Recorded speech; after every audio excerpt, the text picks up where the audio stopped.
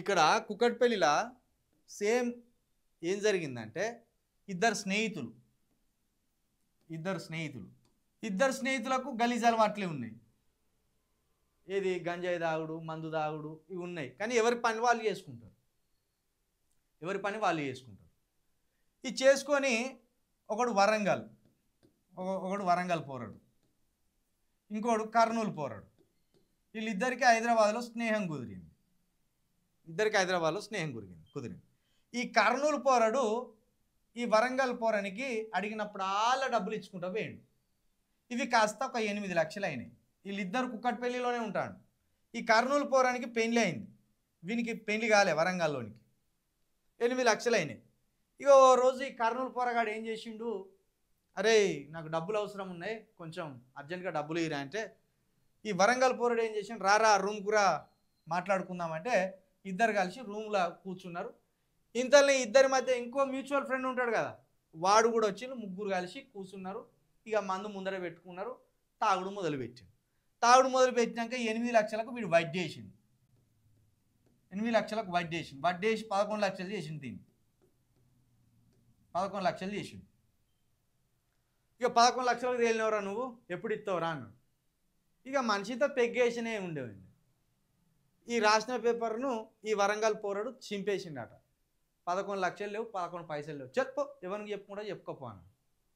అనుకోని ఏంద్రా గట్లా అంటున్నావు అని వీడు లేచి వీడిని ఒక చెంపపొండి ఇట్లా జరిసిండు.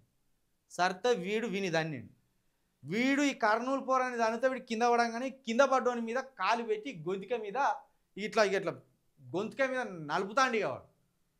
ఈ కింద పడ్డ కర్నూలు పోరాడు ఏం చేసిండు, లేచిండు, వాడిని నెట్టేసి ఈ చిన్న గ్యాస్ పొయ్యిలు ఉంటాయిగా చిన్నవి, దాంతో బెదిరిద్దామని ఇట్లా లేపే వరకు వాడు ఒకటి అటు అందుకొని కొట్టకపోతే వీడు వాడెక్కడ చంపుతాడు అనుకొని వీడు దీంతో ఇట్లా కొడితే ఒక్కటే దెబ్బకి అటు గోడకు పోయి చచ్చిండు.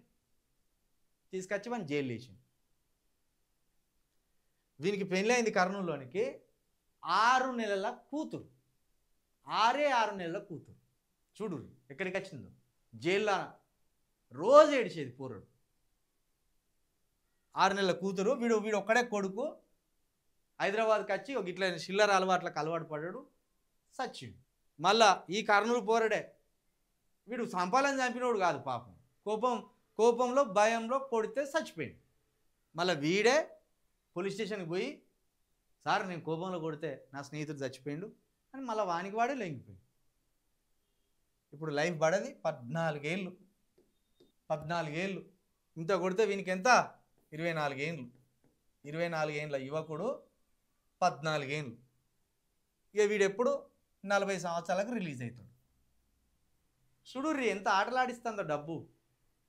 చూడు ఎంత దారుణం జరిపి మనిషి చచ్చిపోయా, ఓన్ జీవితం ఆగమైపోయా, పెళ్లి చేసుకున్నందుకు పిల్లమాగం అయిపోయా, 6 నెలల కూతురే, ఎంత శోకమిగా జీవితాలు ఆగమైపోతాయి ఇట్లా. దయచేసి డబ్బు మీద మమకారం ఎవ్వరు పెంచుకోకండి. డబ్బు మీద మమకారం మనకు ఉండొద్దు. తుచ్చమైనది డబ్బు అనేది, చాలా తుచ్చమైనది. క్యారెక్టర్లను చంపుతుంది. భర్తకు భార్యను దూరం చేస్తుంది, భార్యకు భర్తను దూరం చేస్తుంది, ఇంకోడు అలవాటు అయ్యేటట్టు, ఇంకోళ్ళు అలవాటు అయ్యేటట్టు చేస్తుంది డబ్బు. కాబట్టి డబ్బు మీద ప్రేమ ఉండొద్దు. డబ్బు మన అవసరాలకు రావాలి, పోవాలి, అంతే. చిన్న కుటుంబాలలో డబ్బు మీద వ్యామోహం ఉంటే క్యారెక్టర్లు ఒట్టినే కథం అయిపోతాయి. వీడు సొంత అన్ననే చంపి పారేసే.